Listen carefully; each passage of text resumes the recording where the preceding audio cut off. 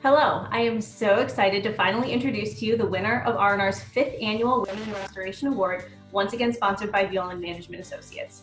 When R&R launched the Women in Restoration Award in 2016, we were not sure what to expect, but have been thrilled by its reception.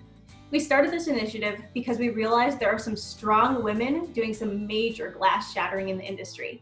Their unique leadership styles and ability to care for customers are well worth some time in the spotlight. This year, a total of 54 women were nominated from the US, Canada, and Australia. Some ladies were nominated more than once, meaning our judges poured over more than 100 nomination forms this year to find a winner. Check out some of these stats from the last 5 years of this award. More than 300 nominations have been received, and 5 remarkable women have been celebrated. We had hoped to present this award in person at the RIA's International Restoration Convention and Industry Expo in April, but obviously due to the COVID-19 pandemic, some plans have changed. However, with Violin's support, we do hope to still present this award in person later this year, and we will of course announce those details as soon as we have them. In the meantime, we are doing our best to celebrate as best we can from afar, this video being one of the ways. So, before I reveal who this year's winner is, I want to give you a few hints. She is a trainer for a very, very large restoration company. She once dreamed of being an opera singer. And before her current position, she spent some time in sales for companies like John Donne. Any guesses?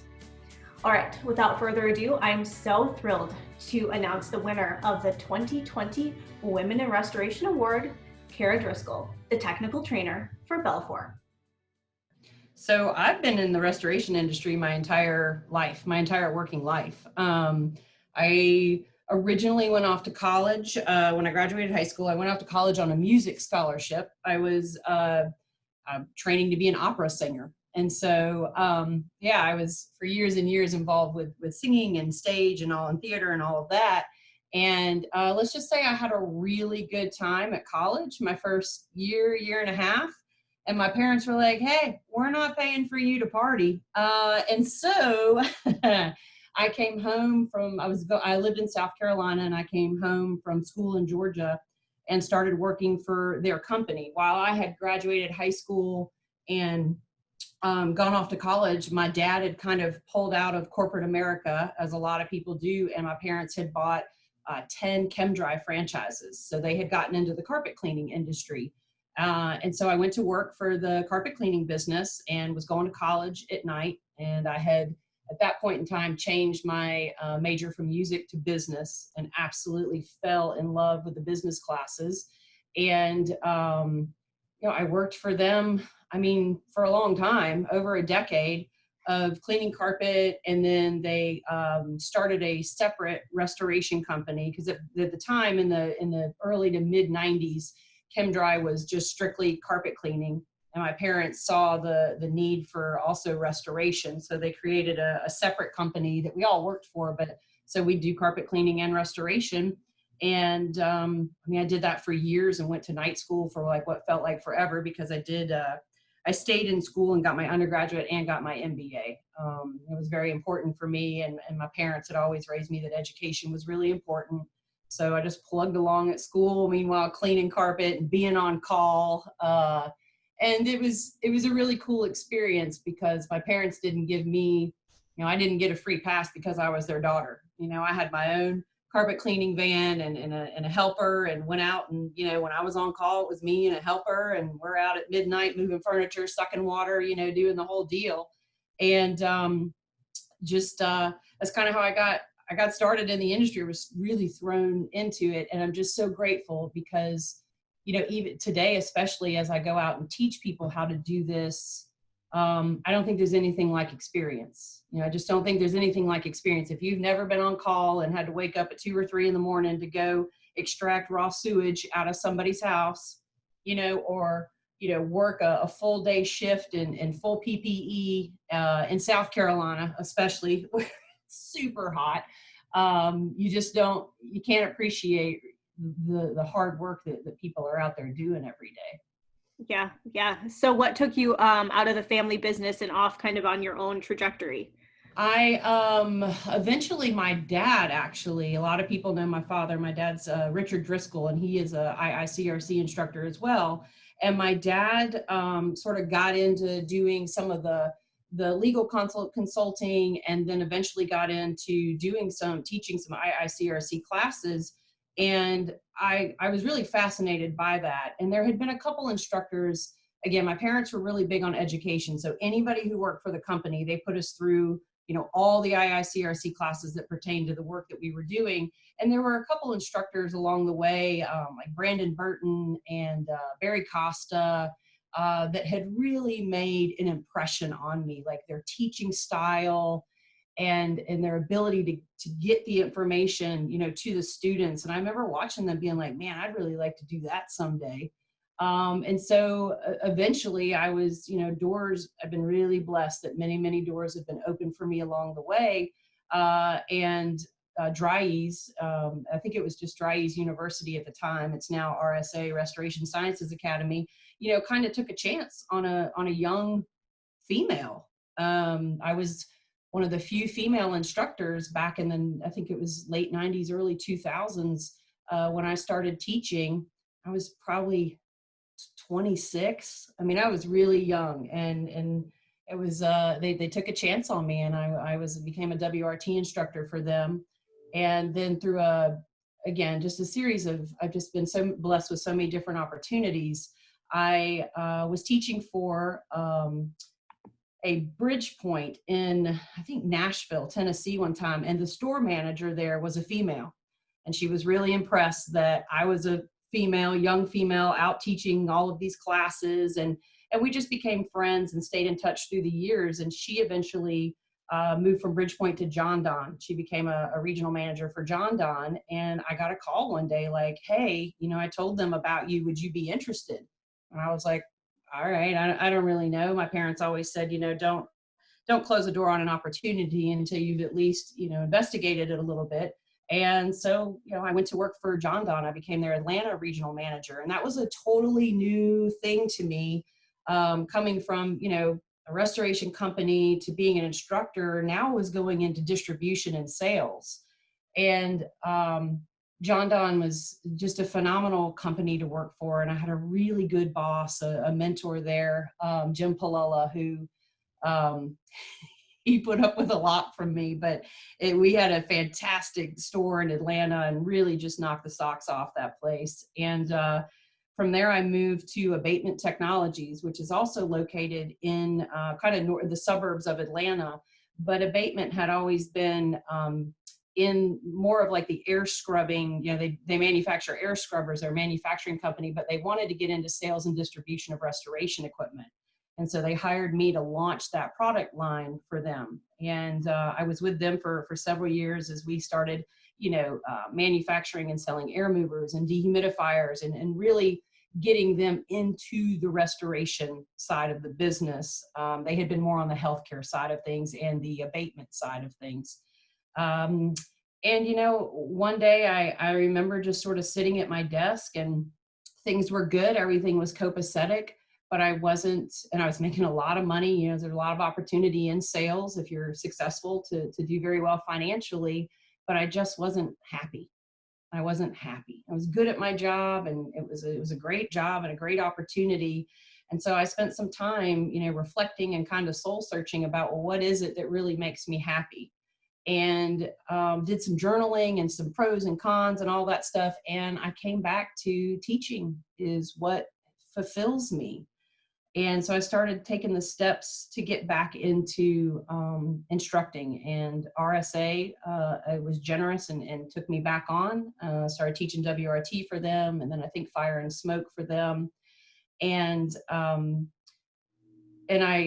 I remember thinking then that there really is no amount of money sure, money's great and it definitely pays the bills, but there's no amount of money that suffices for being happy and being excited about what you get up and go do every morning.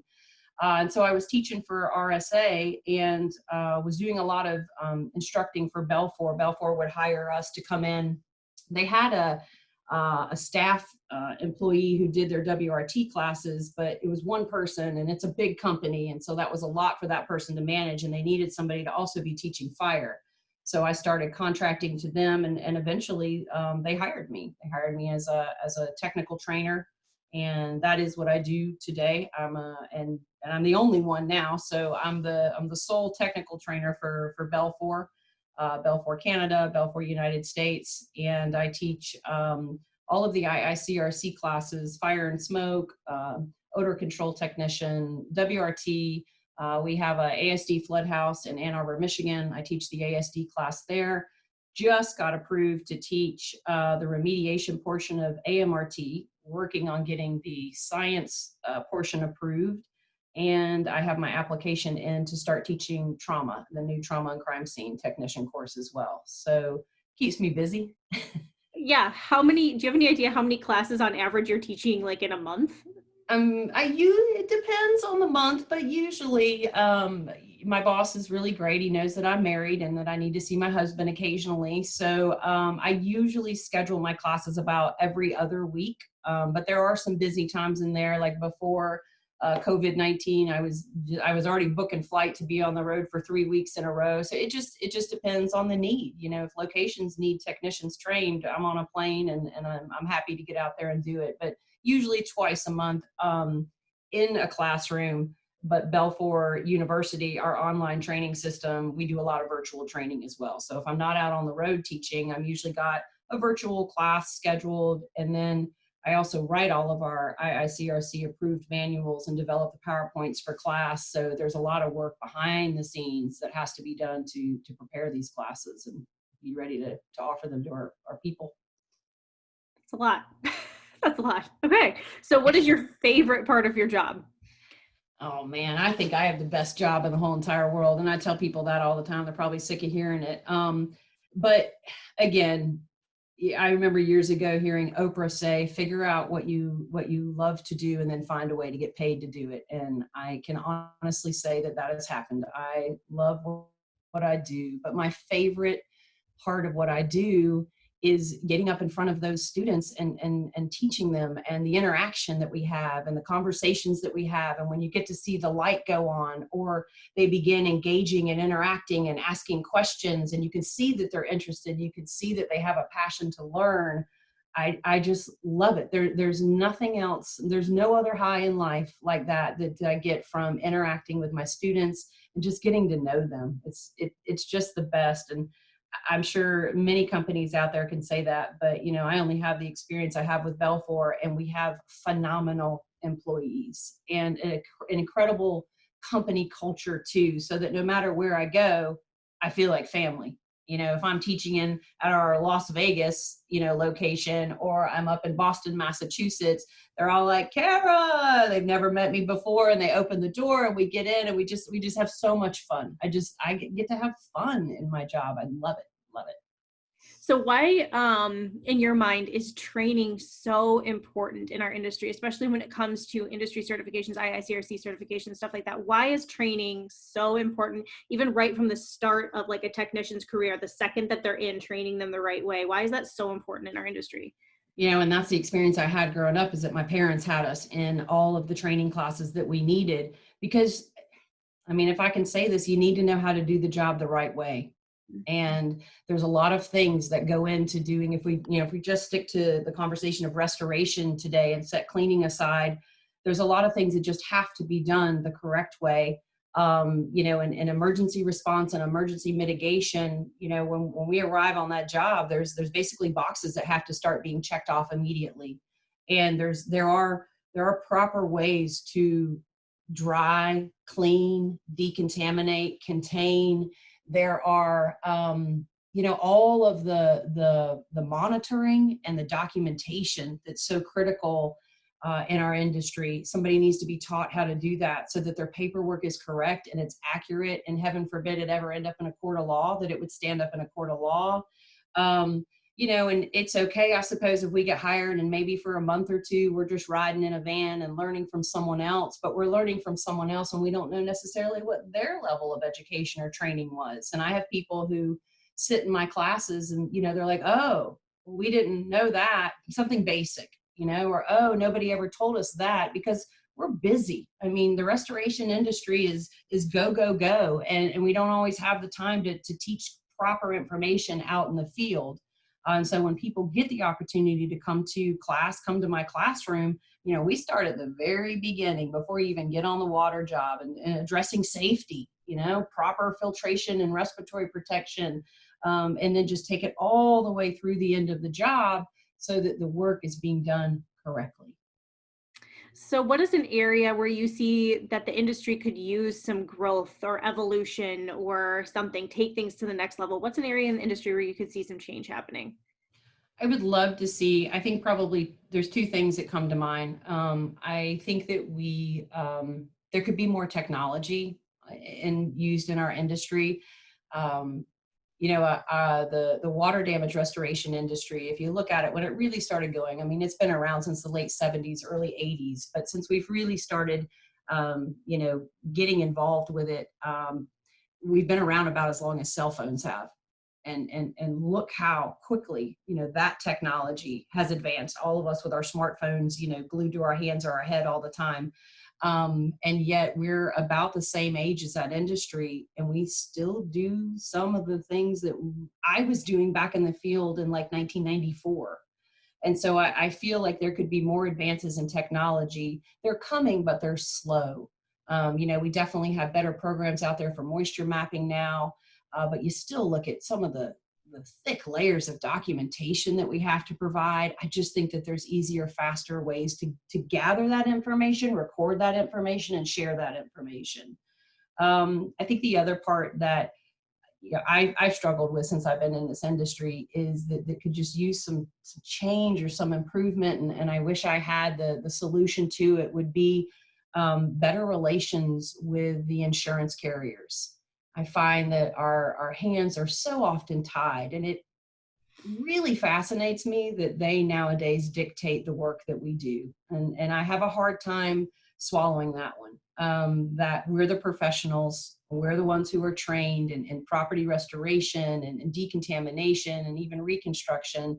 And yet our hands are so often bound by the limitations that they put on us. And I feel like there's some barriers that need to be broken down in that arena, and some better, again, just communication and relationship building that I feel like it would make everybody's job a lot easier and save everybody, particularly them, the insurance carriers paying the bills, but save them a lot more money in the end versus everything they're trying to do now to save money.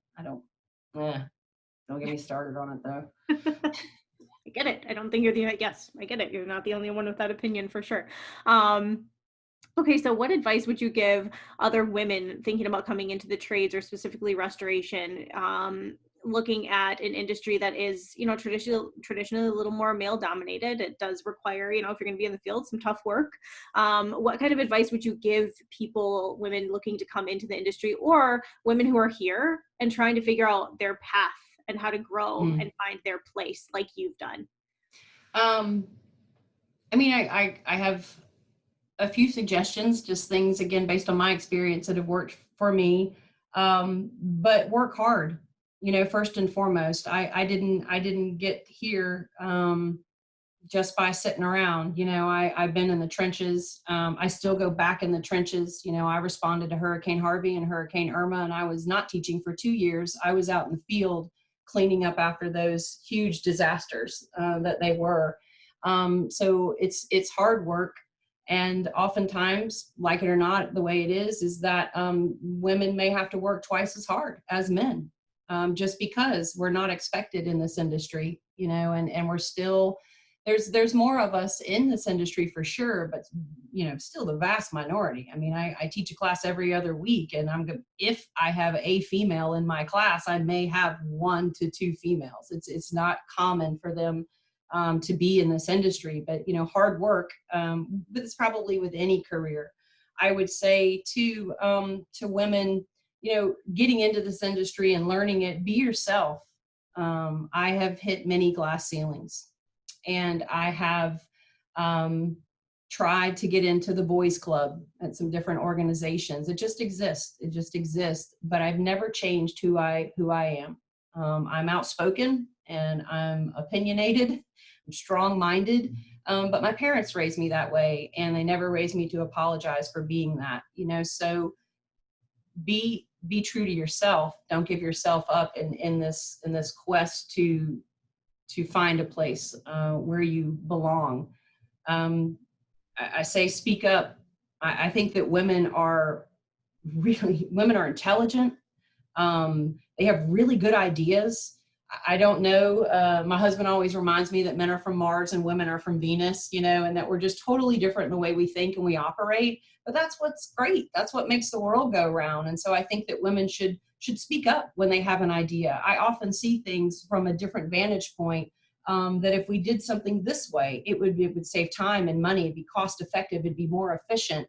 And it might just be that nobody had presented the idea yet. And so I encourage people to not stay quiet, but speak up. Find for women getting in the industry or already in it and trying to figure their path, find a good mentor. I've had some incredible mentors along the way, people who were willing to take time with me. Again, my old manager, my old boss at John Don, my boss now at Belfour is a phenomenal manager to me. Somebody that, you can bounce ideas off of, somebody who's got experience, somebody who's not afraid to open doors for a female. I've had some managers who I knew from the very beginning that they were going to keep me in my place. And that's not the type of mentor I'm talking about. The one that is going to challenge me to grow and challenge me to learn. So don't be scared of challenges. When I got back into teaching, one of the things that I expected of myself was to set the bar very high so that I could be the best instructor that I could be. And that's going to be from, being challenged and having to push myself and continue to learn. And I think that'd be the last thing I would say is always continue to learn. Any educational opportunity that comes along, any job that you can go ride on, go check out, go help, go see what people do, continue to learn. Because I believe that the moment we stop learning is the moment everything gets really stagnant in life. There's just, again, I when I have the opportunity to have females in my classes, it's so obvious oftentimes what their strengths are. I see it, but maybe they don't. And one of the things I did when I decided to come back to teaching was, again, like pros and cons, strengths and weaknesses. And what am I really good at? What do I love to do? And, for women, I see often that they're organized, they're detailed, they're thorough. And so I've often thought that women would make very good estimators just because there's so much that goes into building a good, concise estimate. That they would be excellent at that. A lot of women do very well working on the fire and smoke side of our business, again, because they're detailed and they're thorough. So when it comes to pack outs and contents and managing that sort of stuff, and the restoration industry as a whole, dealing with customers, women are empathetic, they're compassionate, they're kind, they're caring, so that when, I always teach my students that, the greatest gift that we can give our customers is that we bring calm to calamity. We bring calm to chaos. And women are very good at doing that. That was one of my strengths when I was in the field. My father always says, you always made customers feel like everything was going to be okay. And that's the greatest gift we get to do. So, be yourself, work hard, keep learning, find a good mentor. Those are all suggestions that things that I've done and that have worked for me. I love it. That's all really good advice. A lot of wisdom getting shared here. I love it. Okay. Is there anything else that you want to share? Any other tidbits, stuff we haven't covered? We covered a lot. I'm just really grateful for the opportunities. I've had a lot of doors that were opened for me. Some I couldn't get open, but some that, that opened for me, that gave me just valuable knowledge of this industry, from getting to go work at John Don in the distribution side, to Abatement Technologies in the manufacturing side, to working for a company like RSA and Dry-Ease, which is a huge manufacturer in our organization, to now working for the world's largest restoration company, and seeing, wow, what we do or what our capabilities are.